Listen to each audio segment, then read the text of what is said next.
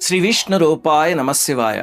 దుష్టుడైనా మంచివాడైనా తెలిసేనా తెలియకైనా రుద్రాక్షలు ధరిస్తే ఉద్ధరింపబడతాడు అని పురాణంలో చెప్పారు. అది తెలియజేయడానికి పురాణంలో ఒక అద్భుతమైన కథ చెప్పారు. ఏమిటంటే, నందిగ్రామంలో పూర్వం ఒక వేశ్య ఉండేది. ఆమె అందాన్ని అసలు మాటల్లో వర్ణించలేము అని చెప్పారు పురాణంలో. ఆమె పొందు దొరికితే చాలని పురుషులు అల్లాడిపోయి ధనాన్ని కుమ్మరించేవారు. ఆ ధనం పెట్టెలతో ఆమె భవనం అంతా నిండిపోయేది.